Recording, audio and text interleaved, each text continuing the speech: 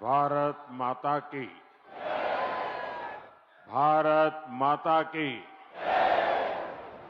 भारत माता की। उत्तराखंड के राज्यपाल गुरमत सिंह जी,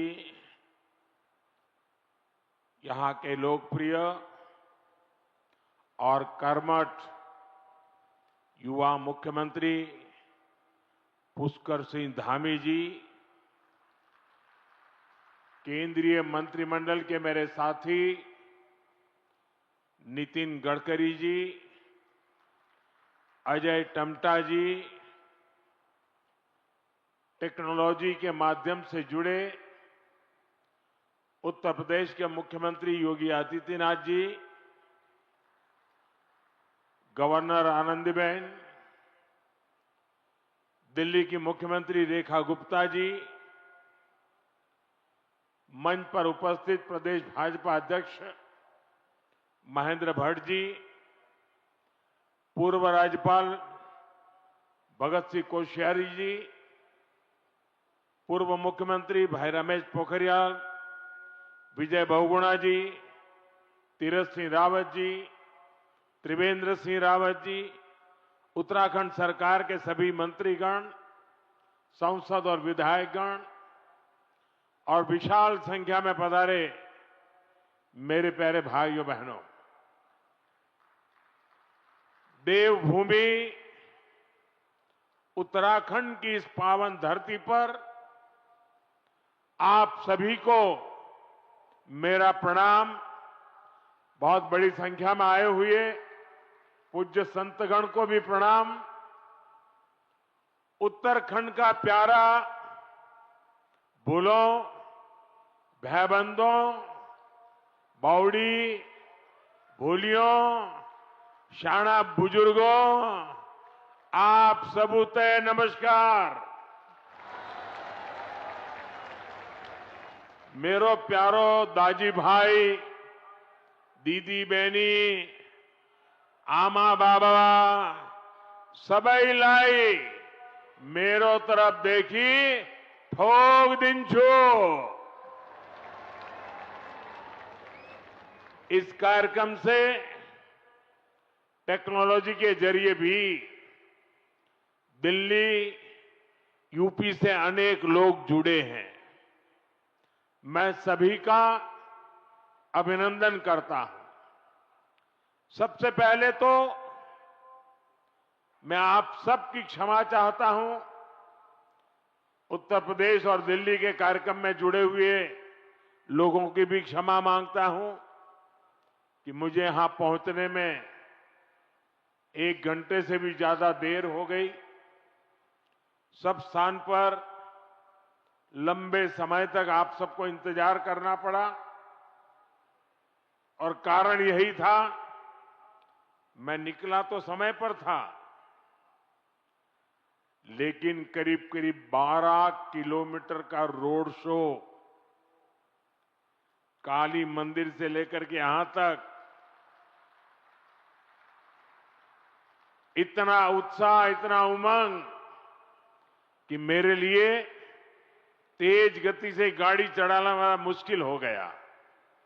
तो धीरे धीरे लोगों को प्रणाम करते करते, जनता जनार्दन के आशीर्वाद लेते लेते यहां पहुंचने में मुझे 1 घंटे से भी ज्यादा देर हो गई और इसके लिए मैं आपकी क्षमा मांगता हूं।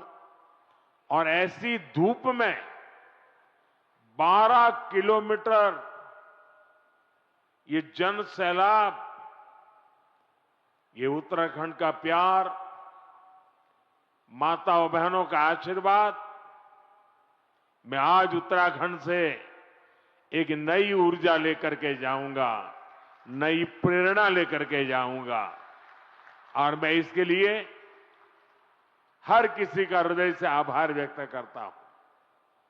साथियों, आज देश में पर्व त्योहार की उमंग है। विभिन्न विश्वों में नववर्ष का आगमन हुआ है। मैं देशवासियों को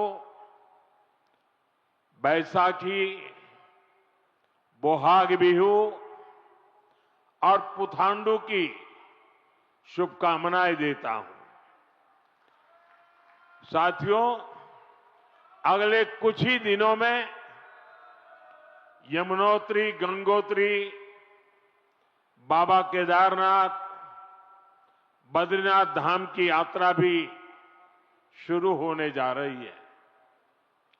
इस पवित्र समय का देश के कोटि कोटि आस्थावान श्रद्धा भाव से इंतजार करते हैं। मैं पंच बद्री, पंच केदार, पंच प्रयाग और यहां के आराध्य देवों को श्रद्धापूर्वक प्रणाम करता हूं। मैं संतला माता को भी नमन करता हूं। यहां आने से पहले मुझे मां डाट काली के दर्शन करने का सौभाग्य मिला है। देहरादून शहर पर मां डाट काली की बड़ी कृपा है। दिल्ली देहरादून इकोनॉमिक कॉरिडोर के इतने बड़े प्रोजेक्ट को पूरा करने में माता डाट काली का आशीर्वाद बहुत बड़ी शक्ति रहा है। साथियों, उत्तराखंड राज्य अपनी स्थापना के 25 वर्ष पूरा करने के साथ ही 26वें वर्ष में प्रवेश कर चुका है। आज दिल्ली देहरादून एक्सप्रेसवे के उद्घाटन के साथ इस प्रगति में एक और बड़ी उपलब्धि जुड़ी है।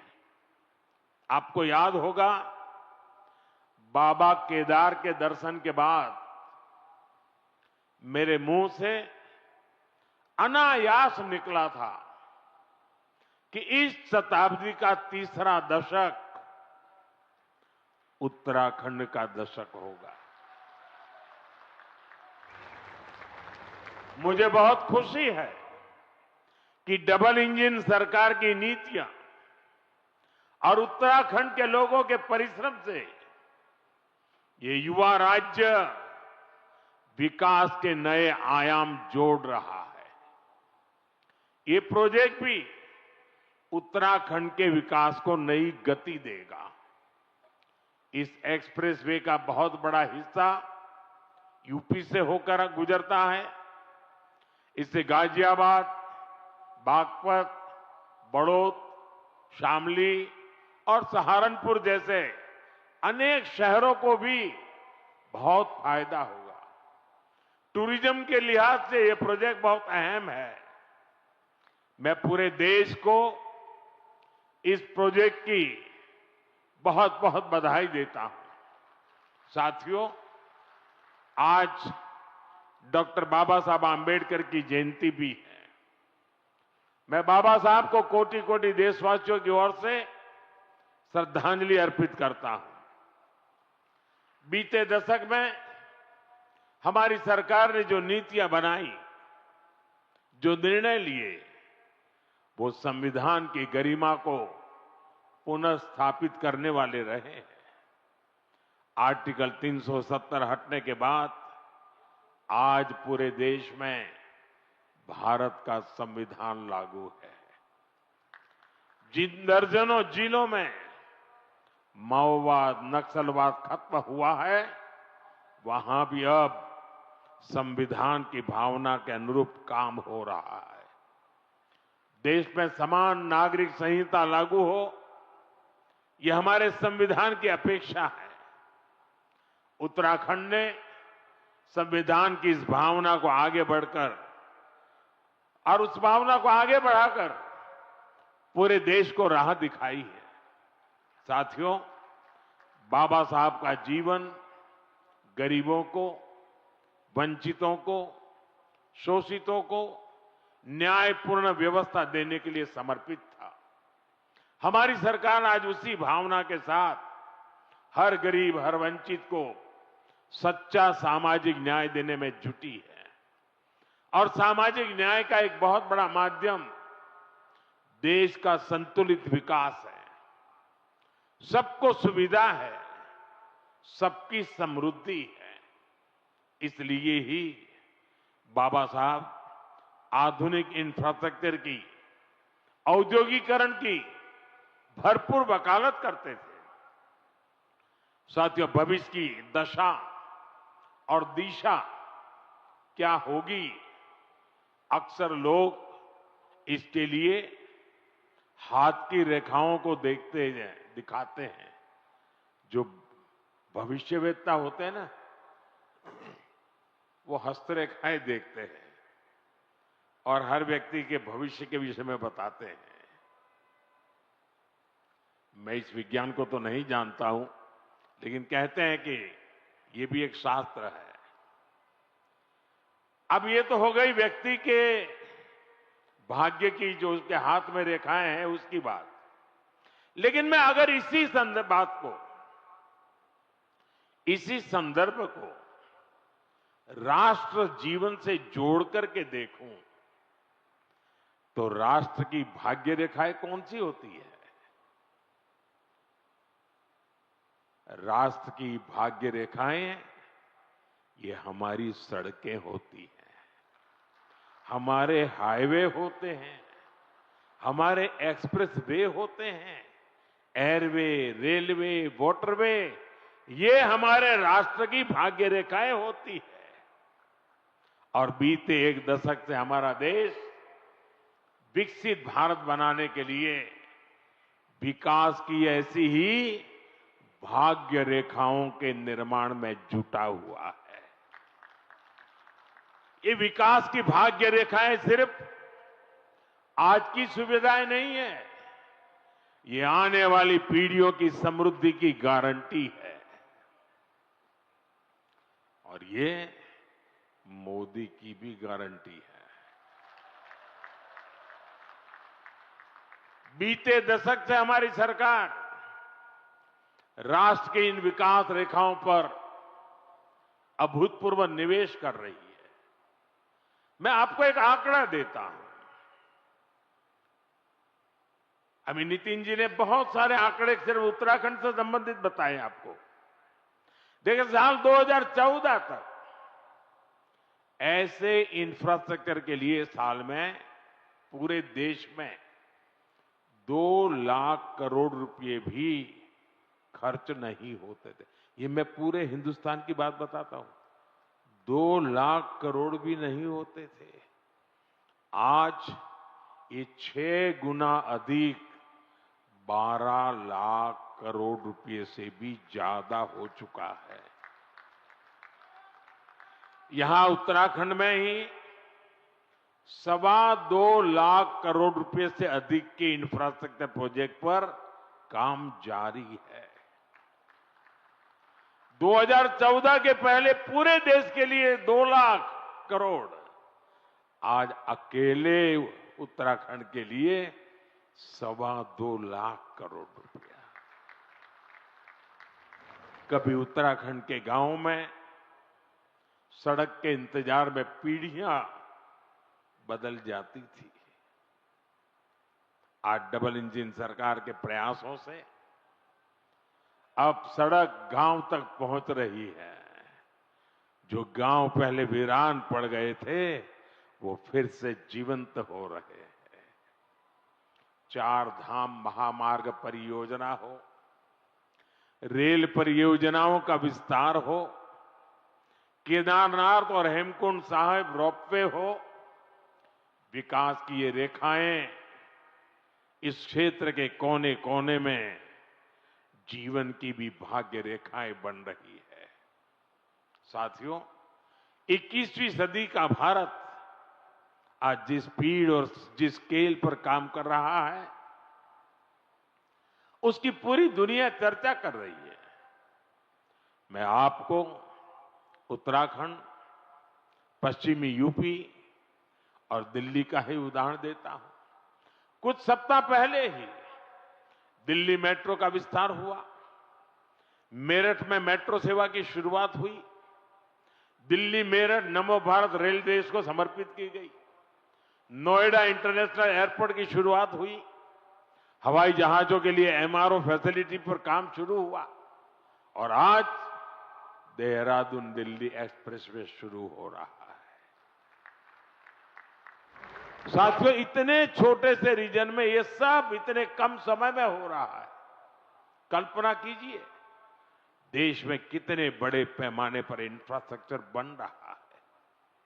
और इसलिए मैं कहता हूं, 21वीं सदी का भारत आधुनिक इंफ्रास्ट्रक्चर के जिस नए युग में प्रवेश कर रहा है, वो अभूतपूर्व है, अकल्पनीय है। साथियों, आज भारत के अलग अलग हिस्सों को जोड़ने वाले अनेक इकोनॉमिक कॉरिडोर्स, उस पर काम चल रहा है। जैसे Delhi Mumbai industrial corridor, Bengaluru Mumbai industrial corridor, east coast economic corridor, Amritsar Kolkata industrial corridor, ऐसे बहुत से इकोनॉमिक कॉरिडोर देश में बनाए जा रहे हैं। इकोनॉमिक कॉरिडोर प्रगति के नए द्वार है, गेटवे हैं, डोर है, और इनसे उम्मीदों की डोर भी जुड़ी हुई है। ये इकोनॉमिक कॉरिडोर सड़क के अलावा नए नए व्यापार कारोबार का मार्ग बनाते हैं। फैक्ट्रियों के लिए, गोदामों के लिए पूरा नेटवर्क, उसका आधार तैयार करते हैं। साथियों, देहरादून दिल्ली इकोनॉमिक कॉरिडोर से भी इस पूरे क्षेत्र का कायाकल्प होने जा रहा है। पहला फायदा तो यह है कि इससे समय बचेगा, आना जाना सस्ता और तेज होगा, लोगों का पेट्रोल डीजल कम खर्च होगा, किराया भाड़ा कम होगा, और दूसरा बड़ा फायदा रोजगार का होगा। अब इसके निर्माण में 12,000 करोड़ रुपए खर्च हुए तो हजारों श्रमिकों को काम मिला है। साथ ही जो इंजीनियर है, अन्य स्किल्ड वर्कफोर्स है, ट्रांसपोर्ट है, उससे जुड़े साथी हैं, उनको भी बहुत बड़ी मात्रा में काम मिला है। किसानों और पशुपालकों की उपज भी अब तेज गति से बड़ी मंडियां और बड़े बाजारों तक पहुंचेगी। साथियों, इस शानदार एक्सप्रेसवे से उत्तराखंड के टूरिज्म को बहुत ही बड़ा फायदा देगा। देहरादून, हरिद्वार, ऋषिकेश, मसूरी और 4 धाम यात्रा के लिए ये सबसे प्रमुख मार्ग बनेगा। और हम सभी जानते हैं, जब टूरिज्म का विकास होता है तो हर कोई कुछ न कुछ कमाता है। होटल हो, ढाबे वाले हो, टैक्सी हो, ऑटो हो, होम स्टे हो, सबको इसका फायदा होता है। साथियों, मुझे खुशी है कि आज Uttarakhand winter tourism, winter sports और मेड इन इंडिया शादी के लिए बहुत बेहतरीन डेस्टिनेशन बनता जा रहा है। साथियों, उत्तराखंड की अर्थव्यवस्था के लिए बारहमासी पर्यटन बहुत जरूरी है। और इसलिए मेरा सर्दियों में होने वाली धार्मिक यात्राओं को लेकर बहुत आग्रह रहा है। और मुझे खुशी है कि हर साल इन यात्राओं में लोगों की संख्या बढ़ रही है। आपको याद होगा, मैं 2023 में आदि कैलाश और ओम पर्वत की यात्रा पर गया था। पहले बहुत जाता था, बीच में बिल्कुल जा नहीं पाया।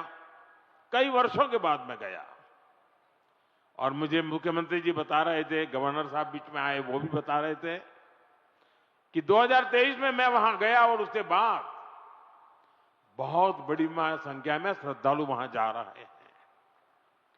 पहले वहां कुछ 100 लोग ही सर्दियों में यात्रा के लिए जाते थे। साल 2025 में करीब करीब 40,000 से अधिक लोगों ने इन पवित्र स्थानों की यात्रा की। कभी 1,000 नहीं होते थे, अगर 40,000 पहुंचते हैं तो यहां के लोगों की रोजी रोटी की कितनी बड़ी ताकत आ जाती है। इसी तरह 2024 में शीतकालीन 4 धाम यात्रा में करीब 80,000 श्रद्धालु आए थे। 2025 में यह संख्या 1.5 लाख पार कर चुकी है।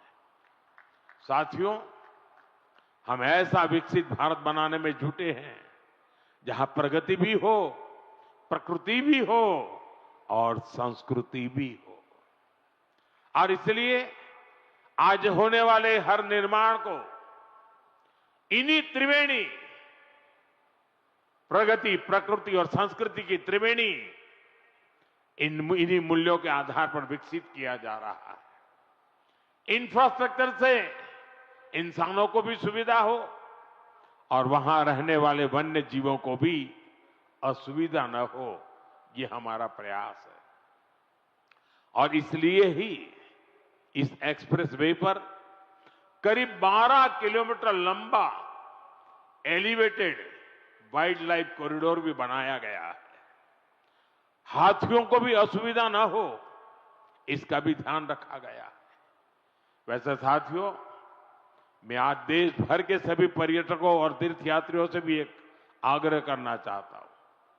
हमारे पहाड़, ये वन क्षेत्र, ये देवभूमि की धरोहर, ये बहुत ही पवित्र स्थान है। ऐसे स्थानों को साफ सुथरा रखना, ये हम सभी का कर्तव्य है, यहां रहने वालों का भी और यात्री के रूप में आने वालों का भी।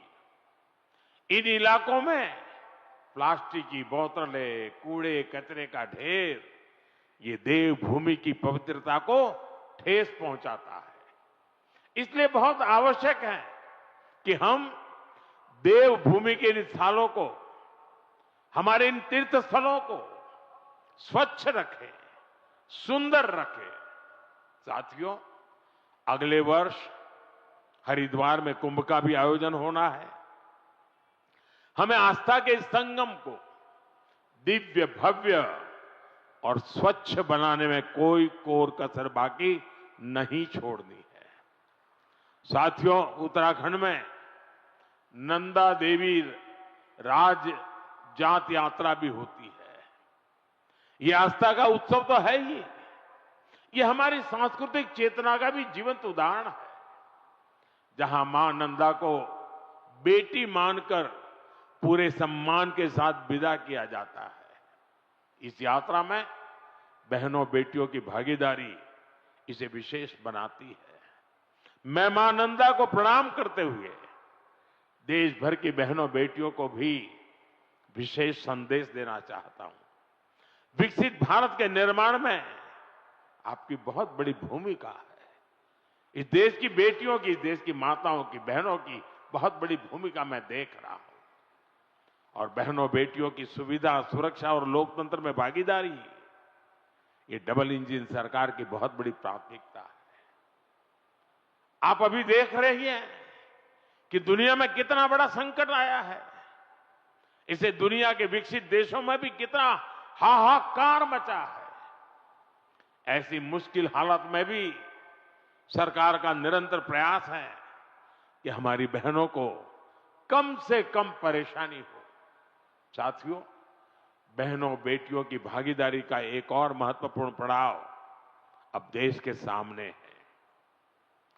4 दशकों के इंतजार के बाद संसद ने नारी शक्ति वंदन अधिनियम पारित किया था। इससे विधानसभा और लोकसभा में महिलाओं के लिए 33% आरक्षण तय हो गया। सभी दलों ने आगे आकर इस महत्वपूर्ण कानून को समर्थन दिया। अब महिलाओं को ये जो हक मिला है ना, इस हक को लागू करने में देर नहीं होनी चाहिए। अब ये लागू होना चाहिए। अब जो 2029 में लोकसभा के चुनाव होंगे और तब से लेकर के आगे विधानसभा के भी चुनाव आते रहेंगे, जो भी चुनाव आते रहेंगे 2029 से ही ये लागू हो जाना चाहिए। ये देश की भावना है, ये देश की हर बहन बेटी की इच्छा है। मातृशक्ति की इसी इच्छा को नमन करते हुए 16 अप्रैल से संसद में विशेष चर्चा तय की गई है। देश की बहनों बेटियों के हक से जुड़े इस काम को सभी राजनीतिक दल मिलकर के सर्वसम्मति से आगे बढ़ाएं, उसको पूरा करें। और मैंने आज देश की सभी बहनों के नाम एक खुला पत्र लिखा है। सोशल मीडिया में शायद ये मेरा पत्र आप तक पहुंचा होगा। हो सकता है टीवी और अखबार वाले भी इस पत्र का जिक्र करते होंगे। मैंने बड़े आग्रह के साथ देश की माताओं बहनों को इस कार्य में भागीदार बनने के लिए निमंत्रित किया है। मुझे पक्का विश्वास है कि पत्र मेरे देश की माताएं बहनें जरूर पढ़ेगी, एक एक शब्द पर मनन करेगी और इतना बड़ा पवित्र कार्य करने के लिए 16, 17, 18 को संसद में आने वाले सभी सांसदों को उनके आशीर्वाद भी मिलेंगे। मैं आज देवभूमि से देश के सभी दलों से फिर अपील करूंगा कि नारी शक्ति वंदन अधिनियम में संशोधन का जरूर समर्थन करें। 2029 में हमारे देश की 50% जनसंख्या हमारी माताएं बहनें हमारी बेटियां, उनको उनका हक हम देके रहे। साथियों, मैं उत्तराखंड आऊं और फौज की बात ना हो तो बात अधूरी ही रहती है। मैं गढ़ी कैंट, ये सभा स्थल, ये उत्तराखंड की महान सैन्य परंपरा का प्रमाण है। यहां पास ही देश की रक्षा सुरक्षा से जुड़े कई संस्थान हैं। 1962 की लड़ाई में शहीद जसवंत सिंह जी रावत जी के शौर्य को देश कभी भुला नहीं सकता। साथियों, सेना के सामर्थ्य को सशक्त करना हो या हमारे सैनिक परिवारों की सुविधा और सम्मान हो, हमारी सरकार इसके लिए निरंतर प्रयासरत है। वन रैंक वन पेंशन के माध्यम से हमारी सरकार ने अब तक करीब 1.25 लाख करोड़ रुपए पूर्व फौजियों को उनके खाते में जमा कर दिए हैं। उत्तराखंड के भी हजारों परिवारों को इसका लाभ मिला है।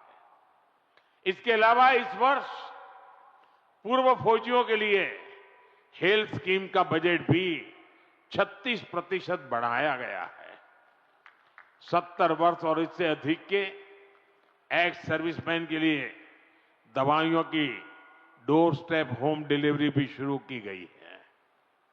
पूर्व फौजियों के बच्चों की एजुकेशन ग्रांट भी डबल की गई है और बेटियों के विवाह के लिए जो सहायता मिलती है उसको भी 50,000 से बढ़ाकर 1 लाख रुपए किया गया है।